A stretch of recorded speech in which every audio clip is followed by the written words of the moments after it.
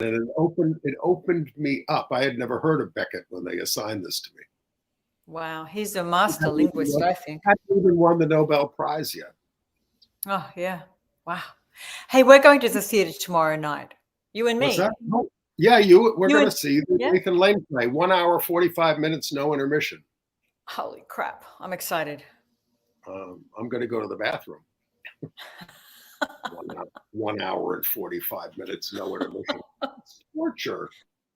You can have the outside. It is torture. You can have the outside seat so you can run out. But unless they put us in the middle, we don't know. Oy. Oy. But when you got to go, you got to go. Yes. I don't think they want me to sit there and soil myself. No. Oh, well, we're nice and loose. Nice and loose. It has been a horrible news week. My technical roommate who works overseas. Did I tell you this? He was booked on a flight. He was booked on a flight from Istanbul to go back to where the earthquake was. And that night, before the earthquake, his flight was canceled, so he didn't go. So he wasn't there, and he stayed in Istanbul. Now he has to fly back just to get his things and get the hell out. But on March 1st, he gets to go to his new assignment in. And we have to really escalate the noise we make so that we'll be heard.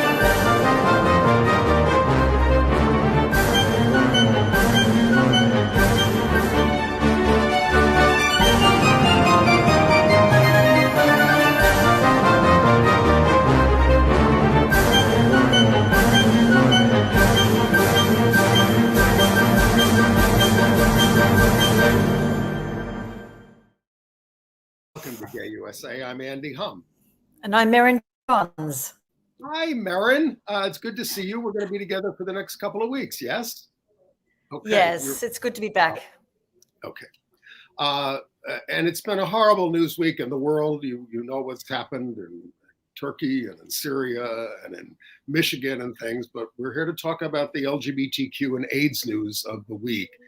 Starting with the fact that the new White House Director of Communications is an out gay man. And speaking of another out gay man, we've got George Santos. He's in trouble again. We've got some out Congress members who are introducing a resolution to expel him from the House amid still more evidence of fraudulent activity. Speaking of frauds, Ron DeSantis was labeled a groomer by Trump as the Florida governor is brushed back a little on two of his hate-fueled campaigns. And Iowa and South Dakota move anti-LGBTQ bills, but Michigan's legislature advances LGBTQ rights. Good. In Brooklyn, a 19-year-old gay man was gunned down, and his mother believes it was a hate crime. And we have a couple of tragic losses this week. The passings of a leading gay publicist and a leading lesbian couple who led the fight for women with HIV/AIDS. Yes. The current Prime Minister of Australia will be the first to march in the Sydney Gay and Lesbian Mardi Gras. That's next week, yes? Yes, World Pride, actually. And the Church of England has voted to bless, but not marry, same-sex couples, and LGBTQ activists are calling it an insult. And the High Court in increasingly fascist Hungary blocks the new applications from transgender people seeking gender recognition. That's not very nice, but, we start off, it was also, besides all the bad news in the week, it was Super Bowl weekend. And it was very heartening to see Brittany and Sherelle Griner, we have a picture of them, make a rare public appearance. And there it was at the Super Bowl, no less. Just nice to see them there. I have to say, Brittany looks so well. She just looks good. I mean, when we saw her before in the prison in Russia, she just looked so bereft and not quite well. But she looks terrific. And she's got a new do and new glasses. And I must say, she looks like she's thriving since she got back. She must have a lot of inner strength to get through that ordeal. She was there for like almost a year, right? Yeah. All right. Yeah. By the way, My idea of a nightmare. those Jesus ads that were during the Super Bowl, he gets us. Did you see it at all? You know, they kept running these ads. I heard about them. Yeah, I heard about them, really targeting kids or from the point of view of kids, and there's millions and millions of dollars.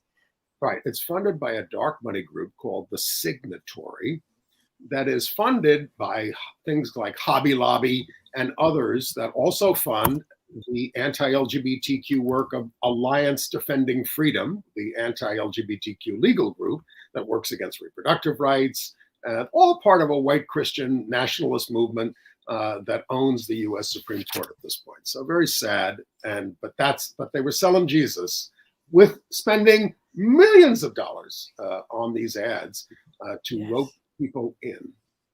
All right. Next, let's talk about what's going on at the White House. The Obama veteran Ben LaBault. Yeah. President Biden's new communications director is an out gay man, Ben LaBault.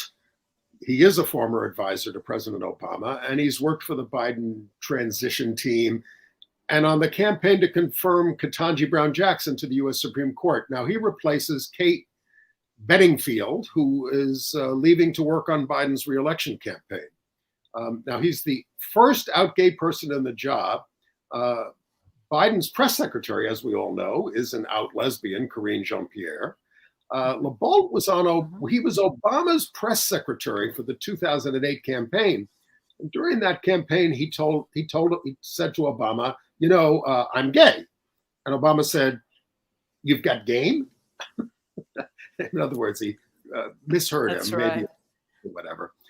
In the private sector, he has worked for the philanthropies of Mark Zuckerberg's Facebook and Michael Bloomberg and advised such behemoths as Uber, Google, and Airbnb. So I guess he can afford to take a private sector job. He must have cleaned up on those accounts.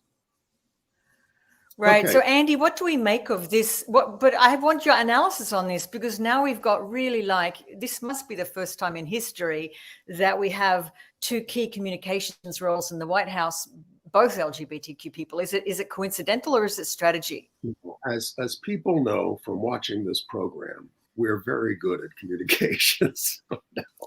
No, I mean, look, I don't know if it's a business that disproportionately attracts LGBTQ people. Obviously not, because these are the first two open ones. But it's certainly not a liability in the Democratic Party. And look, there are people who work for the Republican Party as well. Yeah. Right.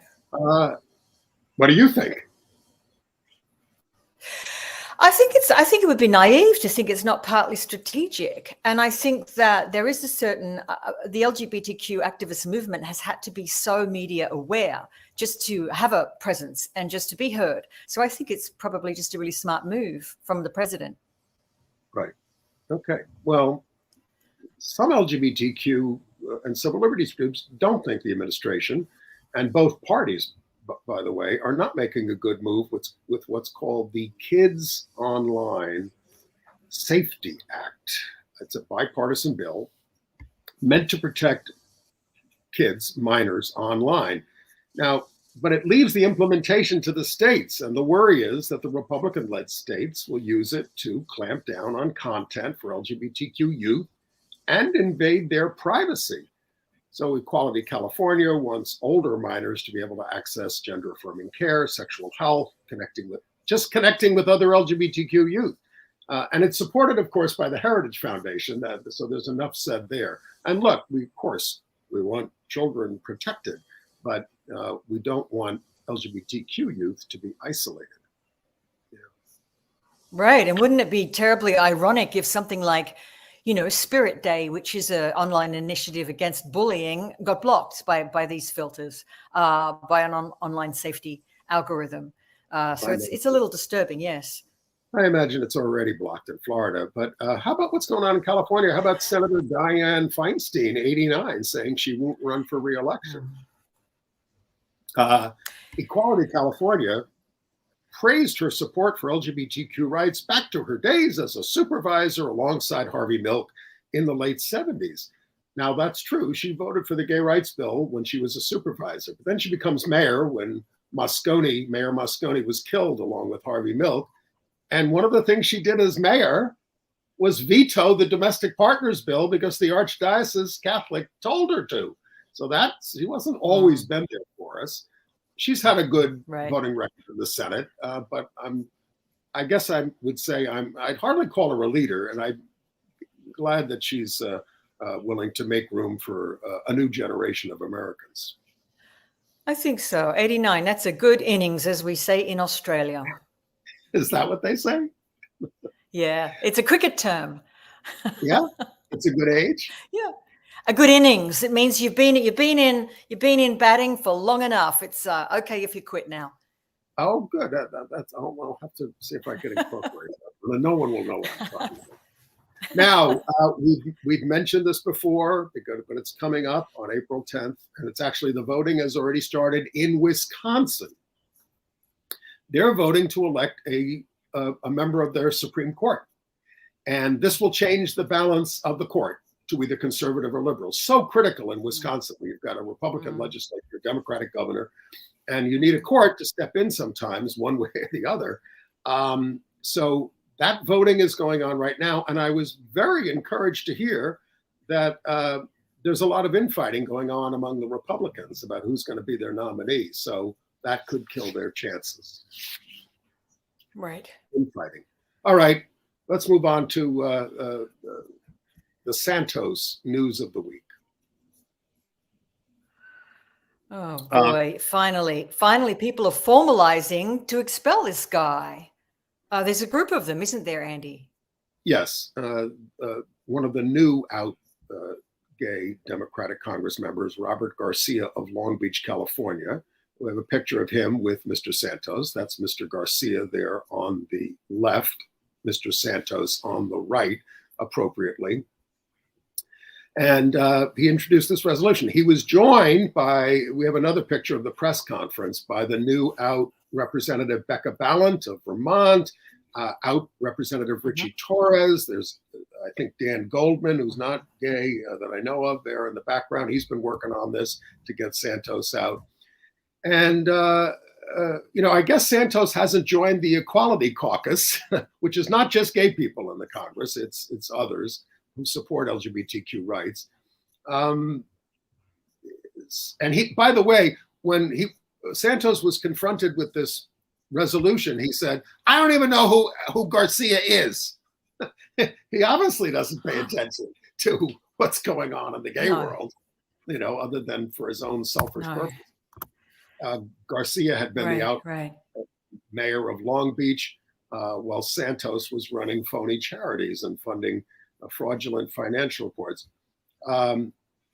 Garcia tweeted, I'll just read this, when you lie about the Pulse Massacre, 9/11, the Holocaust, your career, and you defraud people and the voters, you don't deserve classified clearance to be in the Congress.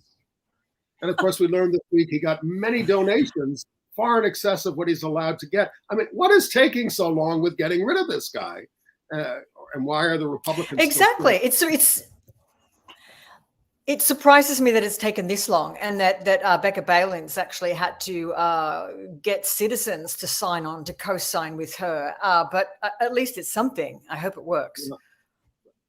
This week, accused of writing $15,000 in bad checks in 2017 to private dog breeders in Amish country in Pennsylvania. He was charged with theft, somehow got the charges dropped by lying to the prosecutors. And the New York Times found $365,000, not small change, in campaign funds that were unaccounted for. But he's getting some competition in the fraud department in Congress, right? Do you want to talk about this woman, or do I need to go? Oh, I mean, I know that she's not gay, obviously, but look, she Anna Paulina Luna. Yes. She was elected. Now, her guilt is that she claims to be Jewish, or claims to have had Jewish heritage, and none of her family even understands what she's talking about. Well, and she also didn't publicly identify as Latina before this. She used to support Obama Now she's MAGA. She used to describe herself as Middle Eastern Jewish or Eastern European, but went with Luna for political reasons. She claimed she was a victim of a home invasion that didn't happen. She claimed to have little extended family, but her cousin says we always include her in family gatherings.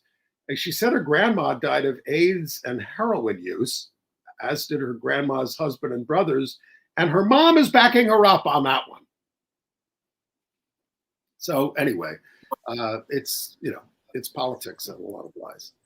And then poor Angie Craig of Minnesota. Well, not exactly poor Angie Craig. She's an out lesbian U.S. Congress member from Minnesota, right? Talk about what happened to her.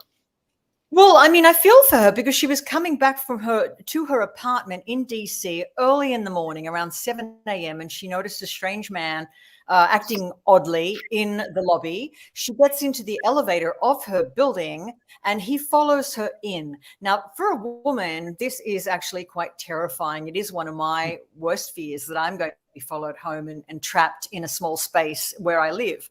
But she is carrying a cup of coffee and he starts to assault her. It's about 7:15 in the morning and he's choking her and punching her. So she throws her hot coffee in his face as a way to get away from him. But this is just terrifying. It wasn't politically motivated, apparently. But there is an investigation and he has been apprehended, 26-year-old man. Kendrick Hamlin, 26, charged with assault. So yes, but she was quite brave fighting him off. All right, let's go to Florida.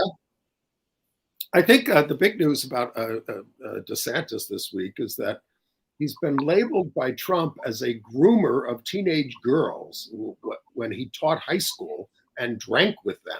Yeah.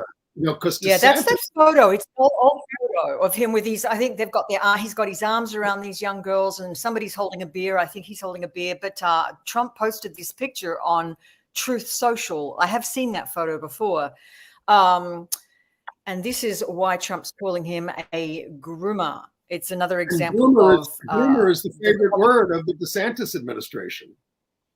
They call everybody a groomer if they don't back them up on banning everything gay. You're a groomer. That's his press secretary says that about, if you don't support the Don't Say Gay bill, you're a groomer. So now he's being called a groomer. This is called hoist on your own petard. Of course, Trump, of course, is famous for multiple rapes, sexual harassment, and hanging out in the Miss Teen USA pageant, which he owned, in the dressing room with the girls while they were getting ready. But DeSantis did not fire back.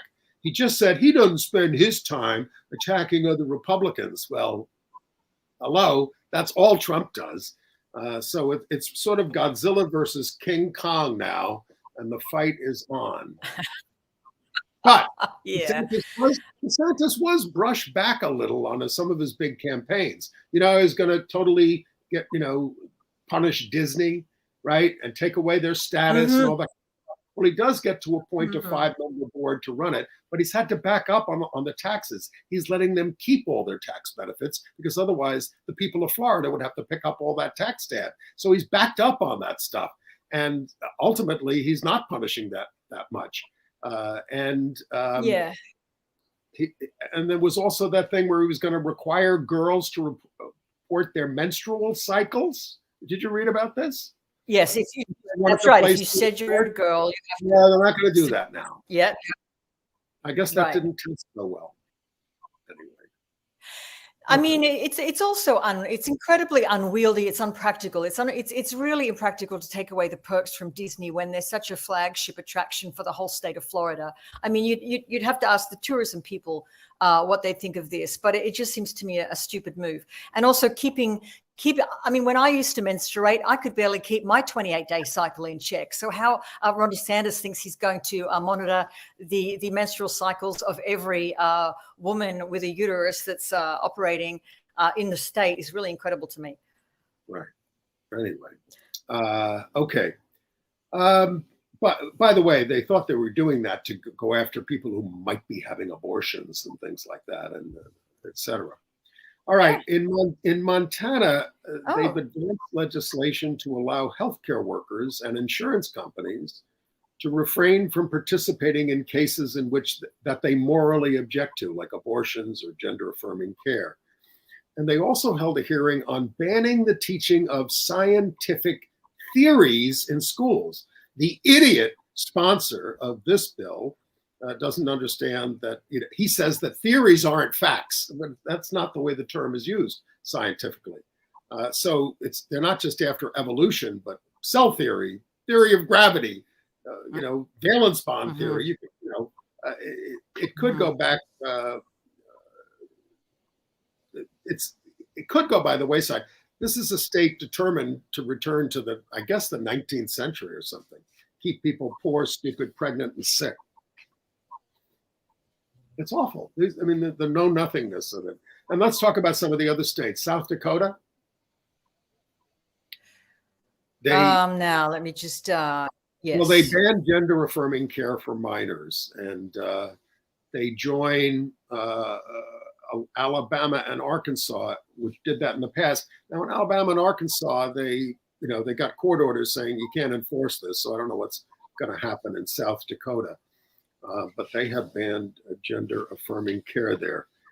And but can we just to drill down a little bit at what the gender-affirming care, that just means any kind of care. It doesn't mean there's a misconception out there that this is somehow surgery, but this is any kind of care, from counseling to puberty blockers. Right. And Iowa's going further.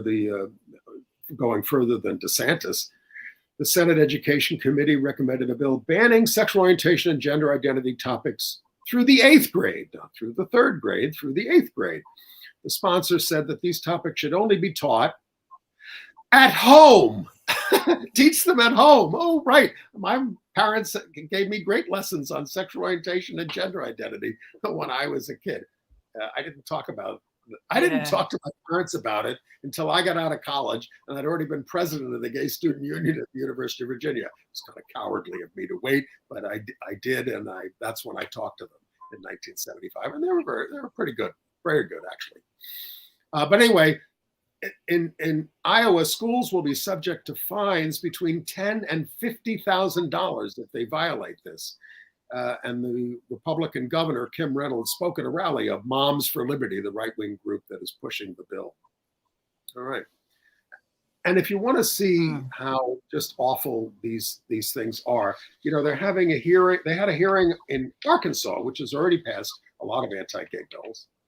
This one was to allow a minor receiving any gender transition procedure to later sue the doctor for providing the care. But then we have footage here, hold it a second, of Republican Senator Matt McKee talking to a witness who was transgender. You said that you're a trans woman. A trans female, yes, ma'am, sir. Do you have a penis?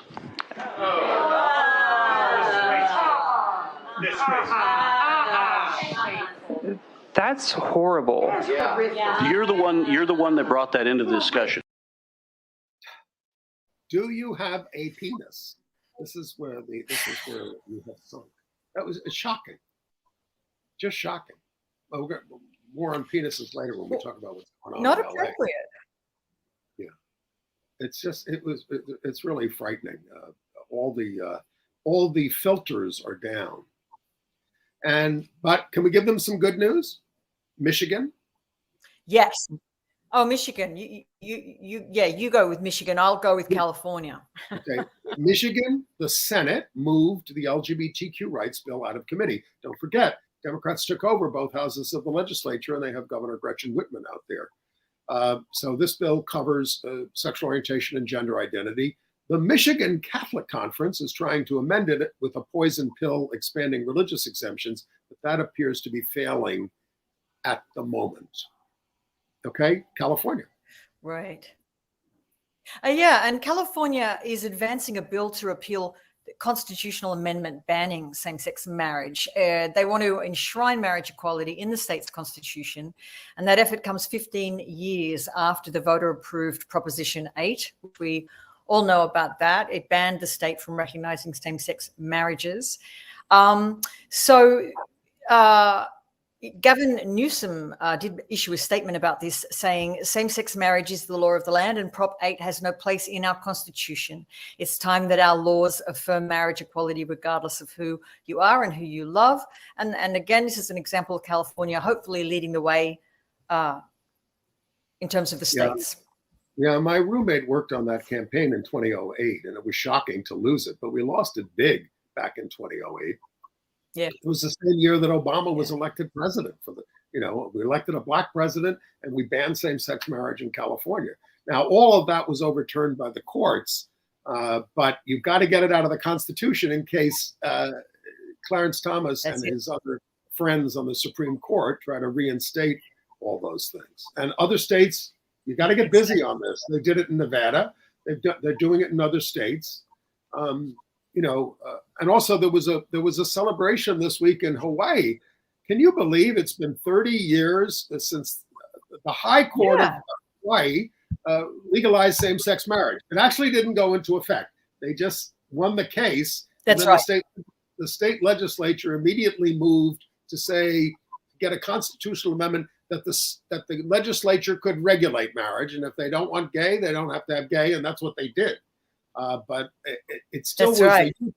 Now, of course, that breakthrough was what led to the Defense of Marriage Act in 1996. The Congress passing that and basically banning federal recognition and allowing the states not to recognize it. And ultimately, Hawaii didn't even do it. But that was a breakthrough. Dan Foley was the counsel with Evan Wolfson. He's now a judge. Evan Wolfson from Lambda, and they just represented 3 same-sex couples. This was not a big movement thing. This is 3 same-sex couples coming forward and saying, we want to get married. And they got representation and they won for a minute anyway. It started a process that took too long, but ultimately leaned toward justice, how Speaker Scott Sakey said in a news release. But it's true. It's like you might not get the immediate results, but this is what activism does. You start a process and others can carry it on. Yes. I was also encouraged by what happened in Ohio with remember we told you about high school, Cardinal High School. They banned a production of William Finn's musical, the 25th annual Putnam County Spelling Bee, because they thought it had vulgarities and gay stuff and things like that. Well, they've reversed themselves. Right. Yes. The decision came after several weeks. Yes, you had to make some cuts. Well, these cuts apparently are approved by the author. We don't know exactly what they are. Some of it might have to do with bad words and things. But during the interim, when this thing was banned, Jesse Tyler Ferguson, who was in the original Broadway production, he and all the past members of the cast of 25th Annual Putnam County School, they got on a Zoom call with the kids from Ohio and gave them all the encouragement in the world and support. So that's going to happen. Anyway. Yeah. All right. Missouri. Well, there was this article that this woman, Jamie Reed, a former case manager at a clinic for transgender kids, and she calls herself a queer woman herself. She wrote an article attacking the clinic. And saying, I'm not anti, but well, whatever. She wrote this thing and it's caused a lot of fuss. So the Republican Attorney General has called for a halt to any kind of drug treatments there for trans youth at the Pediatric Care Center in St. Louis. And that fight goes on. This is really rough on these kids. It's just a pause, though. So it's a pause to give out puberty blockers and hormones to new patients. I don't know what's going to happen with it, though. But there is an investigation pending. But look, it's not a good sign, is it? No. If they can do it, everyone can do it. So, all right, let's go to some other news. In New York, we've been telling you about these people who are being drugged or robbed coming out of gay bars and non-gay clubs as well. So outstate Senator Brad Hoylman Siegel is urging Chase Manhattan Bank to bolster their protections against fraud and reimburse the victims of these robberies. You leave the club, they grab your phone, they put it up to your face, they get facial recognition, they take $5,000 out, and you're recovering what's going on, and it's gone. It's just gone. One of them, I think, lost $25,000. So I was going to say it being a lot much higher, and you would think that would come up, that would be flagged by the credit card companies as irregular activity, especially at that time of night. So right. Exactly. I had a friend who was robbed at a store of her credit card, and they immediately went to a high-end store, tried to use her credit card. She never buys high-end stuff, and they blocked it because it wasn't her. The thieves. The senator is also encouraging banks to use two-factor authentication for large transfers as well. All right, and so you've got to start taking safety things. Turn off your facial ID when you go out and you're drinking. Seriously, turn it off. Obviously, watch your drink. Don't accept a drink that you don't know exactly where. Watch the bartender make your drink. Hey, it's awful, but these are the kinds of things people have to do for their own safety. Yeah. All right, here's a tough story. We've told you about that. Remember that controversy in Los Angeles about the trans woman who went into the spa? This is actually over, I think it's last year. And now is being charged with indecent exposure. And the judges ruled that the trial can go forward. This is in Los Angeles. Now, one witness testified that the sight of this person, Meager's penis was unnerving. One parent said it was erect, and that is the basis on which indecent exposure should go forward. But other witnesses said it was not erect. So Meager questioned why women in the spa aren't deemed to be indecently exposed when they're naked, And but the accusations versus Meager led to huge protests outside the spa, sometimes marked by violence. So this is a gnarly one. I mean, look, it's a gnarly one, even if you're a frequent spa goer, because the rules change in different settings. And I always feel you've got to obey the rules of the house if you are using any kind of public facility at all. But I don't think the rules here are clear. I think there's a lot of assumption around what a woman is. And the three witnesses, I think a couple of the girls were even underage. So then it's like, are we talking about women now, or are we talking about girls? Because it seemed to me the concern was there was a person with a penis around girls. So I think everyone has to look at the rules and what they're, because I've been to spas that are unisex. And I've seen men wandering in and out, or people that identify as whatever, wandering in and out. It's all about what you expect when you go to use the facilities. Exactly. Everybody needs to know the rules. But this person, you do need to know the rules, I think, just out of a courtesy of sharing a public space. But I think we do need to be clear on the rules. But this person is claiming innocence. They're saying, I was just walking around being comfortable because the other women were being comfortable. So, right. Well, look, I mean, I'm going to talk about I mentioned the Avedon exhibit, the murals that he did back in 1968. And one of them was of the Andy Warhol factory. And I went there this weekend, and we can't show you the picture on this show, but it's got two gorgeous young gay guys, completely naked. I don't know if they're gay or not. Oh, and Candy Darling also is frontally nude with a penis. Candy Darling, a trans member of the factory. Now, these are murals in a photo exhibit in the Metropolitan Museum. And there's no sign up saying, don't come in if you're a kid or anything. Watch out, it might be triggering. And, obviously people take a good look at those nudes. And I did see a mother taking her child through the exhibit, kind of nervously laughing and shielding her eyes from, this. And of course, it can be triggering for people to pardon the expression, come upon, an unexpected big nude thing. But in an art museum, of course, you see a lot of nudity. I posted a video of it on Facebook, and it was taken down by Facebook. On the other hand, if I'd showed Jesus Christ on the cross who's naked getting crucified, they probably wouldn't have done anything. It's different when it comes to art. Anyway, all right. Staten Island, the St. Patrick's Day parade out there is the holdout and is keeping LGBTQ groups out. They're still doing it. They came in to apply again, the gay groups, and the guy said, "You run a homosexual organization, get out." We're allowed in the Fifth Avenue parade. We have been for 5 years. I'll be there on March 17th. And of course, we've got the St. Pat's for All in Queens in March the 5th. By the way, as I've said on the show, Danny Drum, the out gay council member, former council member, he's now the chief financial officer of the Fifth Avenue St. Patrick's Day Parade, which we were kept out of for 25 years. Right. And Reclaim Pride is coming up.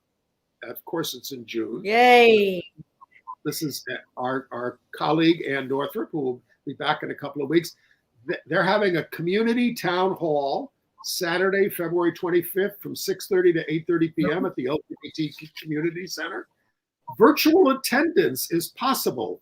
So you can, through Reclaim Pride Coalition's social media and YouTube channels, go to reclaimpridenyc.org and help plan the 2023 Queer Liberation March, which is a lot of fun. And might have just add as a lot of fun, but important this year. It's this year. It's not just about we don't like the corporatization of pride or anything like that. This year, it's about addressing the continued attacks on our bodily autonomy, on our healthcare access, on legal protections and freedom of expression. And this can all be bundled into a very purposeful Pride March this year that is not corporate. So please do attend, and please do consider attending. It's very intersectional, something that is not allowed in Florida.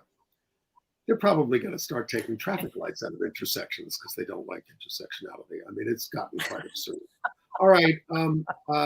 By the way, we're going to talk about some people we lost before we get to the ones who passed away this week. My obituary on Dr. Charles Silverstein is now up at gaycitynews.com. And I will link to that in our email. And if you want to be on our email list, go to gayusatv.org and you can sign up.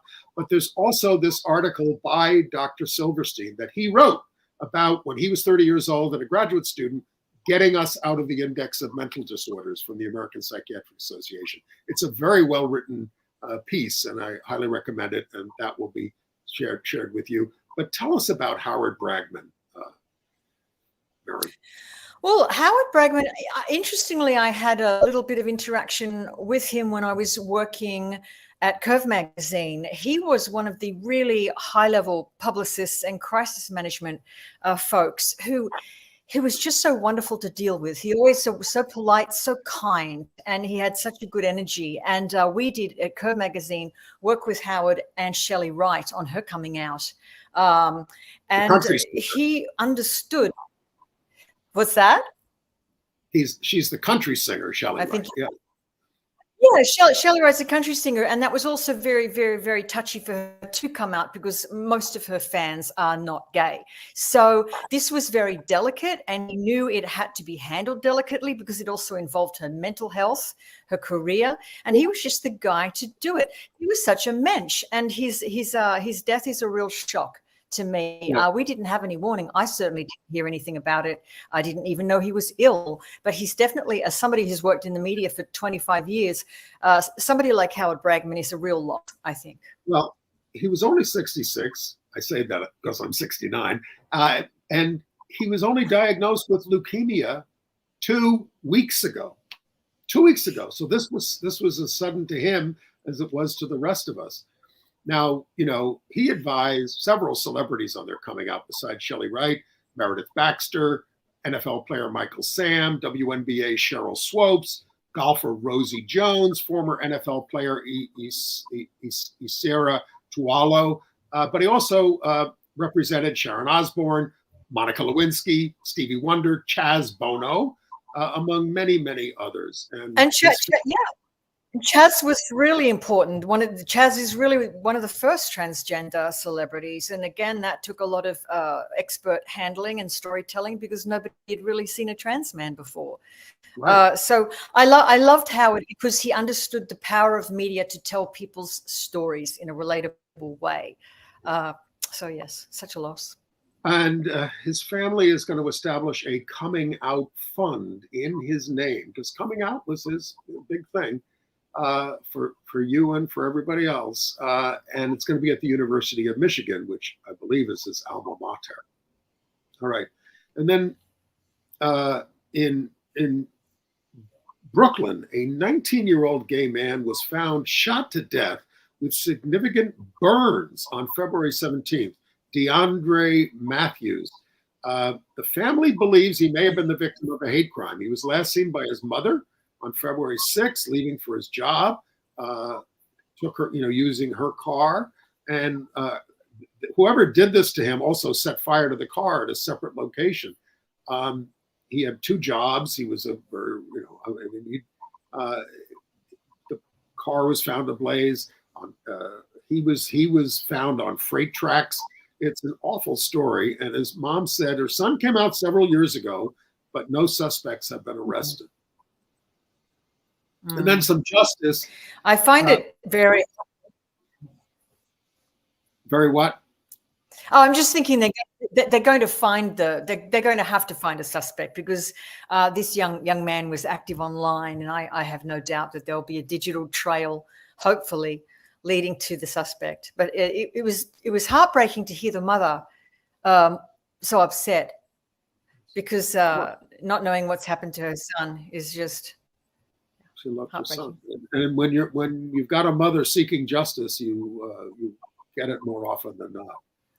In Louisiana, a 19-year-old, Chance Seneca, we told you about the story, was inspired by Jeffrey Dahmer, and he lured a gay man who was 18 years old to his home to kill and eat him, but he ended up leaving the guy in a coma for 3 days.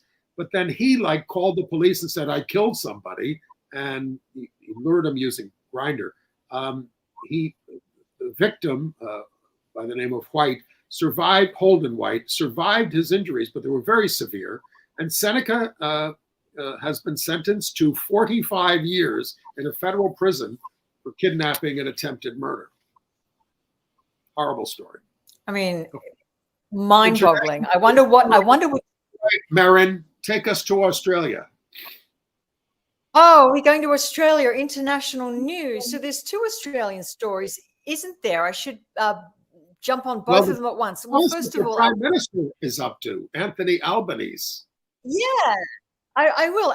Anthony Albanese, he is a very long-serving politician, left-leaning. He has finally, he kind of is the guy that we used to pass over and never vote in. Well, now we voted him in, and he is actually our leader. And he's really doing some great stuff down in Australia, especially for Indigenous people and the LGBTQ community. As you might know, Sydney is hosting World Pride this year, and it is bundling that huge spectacle in with the annual Gay and Lesbian Mardi Gras in Sydney, and Anthony will be the first sitting Prime Minister to march in the parade ever. Now, Malcolm Turnbull went to the event, and he was conservative, right? But he didn't. Yeah, he was. Yeah, he was very much in the Bloomberg mold. He was that kind of guy, a bit of a silver tail, moderate, but not left. And he was part of it, but didn't march. And Albanese will be actually marching. He's a real kind of do it kind of guy, which is good to see. We have another Aussie story as well. Hold it before you leave him. He's going to be joined by Penny Wong, his foreign affairs minister, who's the first out lesbian in Parliament. Is that possible? First out lesbian in Parliament? I think so. Yeah. And Albanese paid tribute to the protesters who marched for gay rights in 1978, many of whom were arrested at the first Sydney parade, which was dispersed by the police. And he also urged our communities to support the campaign to change the Constitution to give Indigenous people a voice in the Parliament. Exactly. And that 78, we call them the 78ers. They're our Stonewall, our version of Stonewall, because back in the day in Australia, everything in Australia happened about 10 years after the US had it. So, you had Stonewall in the late 60s. We had ours in the late 70s. So. Okay. And then the other Australian story, maybe I should do this. The out gay Aussie Olympic gold medalist in 2008, Matthew Mitchum. There he is with his husband, who's an adult film star, Luke Rutherford. He won the gold medal in 2008.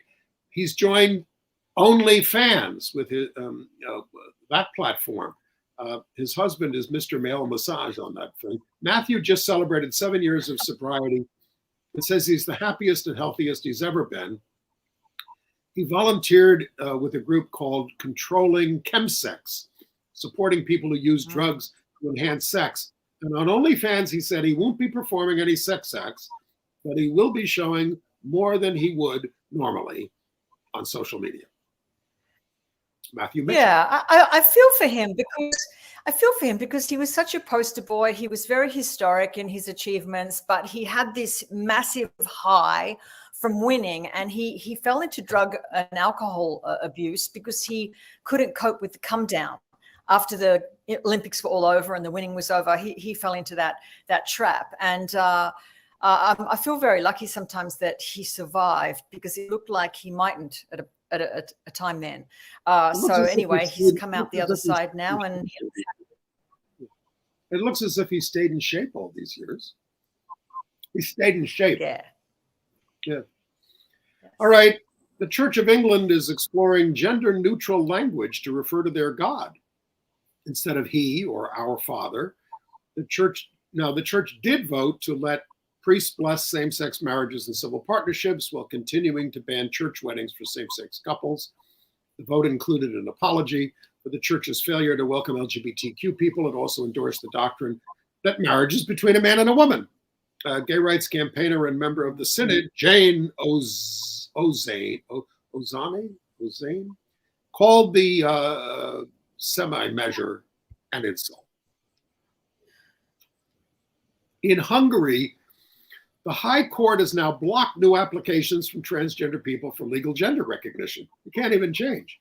In 2020, the parliament passed a law banning trans or intersex people from legally changing their genders.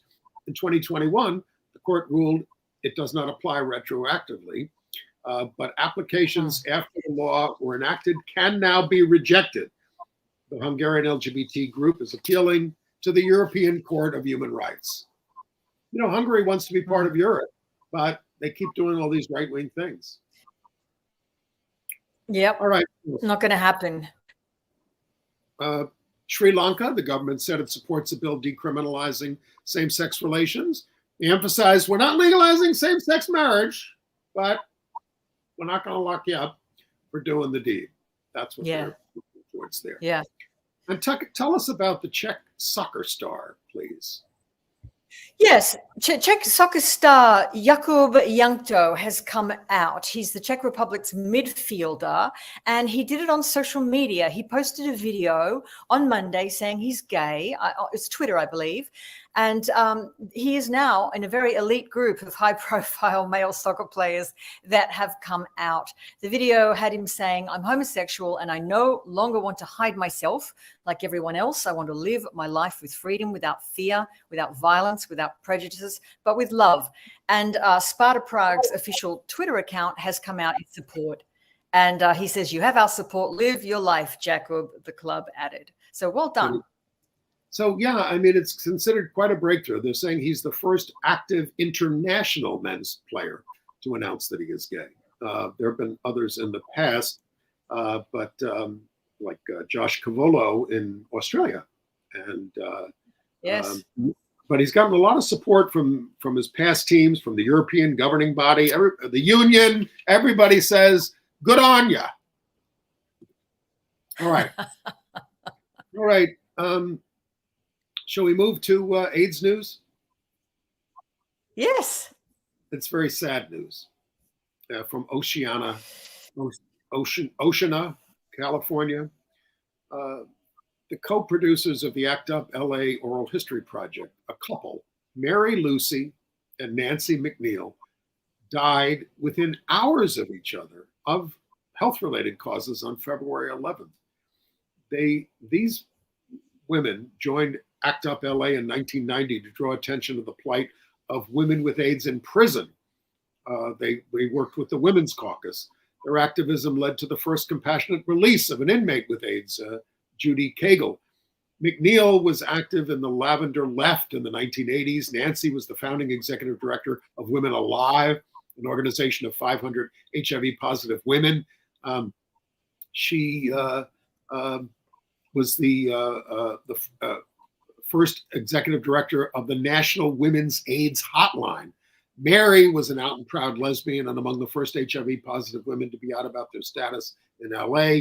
Together, they fought to expand the CDC's definition of AIDS to include women's opportunistic infections. In 1994, Lucy worked as the first city AIDS coordinator and got needle exchange in LA.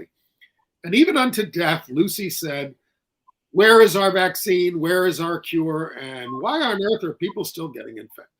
So they were groundbreakers in so many ways, and they went within hours of each other. A very wonderful activist couple.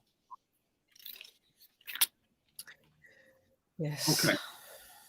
Shall we've got about 10 minutes left. What about some entertainment news? You read something, talk about Planet Sex. Oh yes, there's now I haven't seen it yet myself, but I've seen parts of it. But it is a series on Hulu, and it's kind of like a global investigation of all different ideas of gender expression and identification and sexual orientation. And it's hosted by Cara Delevingne, who is as you know, the British, I think we can call her a supermodel / actress / at some point it girl. And we in the media have been watching Cara over the years because she quite, bravely came out in 2015. I think that was part of being involved with the pop star St. Vincent. And she's always said, before it became truly fashionable, that she was gender fluid and queer. And she also claimed that Harvey Weinstein sexually harassed her and he wanted a threesome with somebody else in exchange for giving her a role in movies and all of this stuff. So she's been one to watch, but the tabloids have been covering her recently as being troubled and possibly having some kind of mental health issue or substance abuse issue. So I was very happy to see that she gave an exclusive interview with Variety talking about LGBTQ activism and the community. And she said some good things, Andy, that I think go beyond the usual celebrity lip service that we often hear. Yeah, but she says that she said? she said that she felt a lot of shame around her queerness when she came out, and she looked to the LGBT community as a home and as a safe space, which I think is terrific. She says that any person who's queer has gone through a period of shame, or at least not understanding who they are and feeling like they don't belong. That's something I've always felt. Doing the show, Planet Sex, has opened her up to a lot of thoughts. So she says, while I was always queer, I lived a very straight lifestyle. I wasn't being part of the community as much as I wanted to be. Advocating is one thing, but being a part of the community and enjoying and celebrating your own queerness is different. I feel like I did that for the first time, and it was amazing. So that's wonderful. And I just think that it's nice to feel that we're still relevant as a place for people who are growing and coming out, even if they are, high-flying celebrities who can kind of live this double life. So yeah. Congratulations. I'll have to check out Planet Sex on Hulu. Do you follow the Brit Awards? I don't particularly, but did you read what happened this week? I did. I had a quick look. I noticed that they do have a category. I noticed that a lot of straight people have been nominated. I saw that Rod Stewart is being nominated, and Harry Styles. I don't know though where Harry Styles is on the spectrum, but it seems to me that the organizers have said this year they really do want to throw a bone to straight allies for helping our community and standing by us in a difficult time. The news is they went gender neutral on the categories. We've mentioned this on the show. Anne has qualms about it and has expressed them. They've dumped the male and the female categories, acknowledging that artists such as Sam Smith are non-binary. Where are we going to put them? So this year's short list of artists for Artist of the Year were all men, only men, and Harry Styles won. Along with, we also won 3 other awards, including Album of the Year. Now, Raina Soeyama, who was nominated for Best New Artist, said the conversation on gender always has to be progressive, but she thinks and it's good to be gender neutral, but she said it's a bad decision to reduce the number of nominees. In other words, when you had men and women, you had 10 nominees. Now you've got 5 nominees in one gender neutral category. So she says the solution is more nominees, and that would solve the problem, she thinks. I don't know. I mean, we have the same problem in Australia with the Sydney Theatre Awards that went gender neutral for the first time ever. And again, we had for me, the problem is a lack of category. I actually think you need more categories, and they don't have to be based around gender. I think we can think laterally, because the thing is, if you're going to be handing out awards for anything, to just say that there's one best ever is very monotheistic to me. It's very monolithic. And it would seem to me that the whole point of this evolution of our culture is to stop monolithic anythings, to stop crowning something as godlike and best, So why not actually, instead of having, if you're going to break the binary, then really have a plurality, have more categories is what I would be doing. Because one year you're going to have just men win, or just women win, or just non-binary people win. And every other kind of shade will have been pushed to the side. I think it's really we're not quite there yet. Well, obviously, most of the shows, they nominate 5 people in each category, and you look at all their faces, and 4 of them lose, and 1 of them wins, and this is what people watch. But it's been condemned by George C. Scott and others who say it's a cattle show. Artists shouldn't compete against each other. There are award shows where they just hand out awards to people who gave great performances this year. But again, who decides that? And there's no nominees. They just hand out awards for great performances of the year, and they honor them. Would people tune into a show like that? I don't know. Do people like watching people lose? Is that why people watch these award shows? I have to vote for the SAG Awards, for the SAG Awards, and it's tough to pick. Look, to me, it's all like the Hunger Games. I think we absolutely do enjoy people losing. And this is where the form was invented. The form was invented in the Roman Colosseum. It's kind of like, there is some kind of suffering involved. So I think we need to basically rethink the paradigm is what we have to do. All right. We have 2.5 minutes left. I want to go out, unless you have something else, recommending a couple of art shows. They're in New York. I apologize, but if you get to town, you have until October 1st to get to the Met Museum and see the extraordinary photographic murals of Richard Avedon from 1968. There's one of the Andy Warhol factory. I can't show you the second half of this mural. These are huge murals. There's Andy and Joe D'Alessandro and others. Right across from that are the architects of the Vietnam War in 1968. These are the people who worked for the United States in South Vietnam, destroying that country.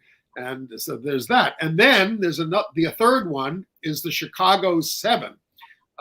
These are, Jerry Rubin, Tom Hayden, all those cats.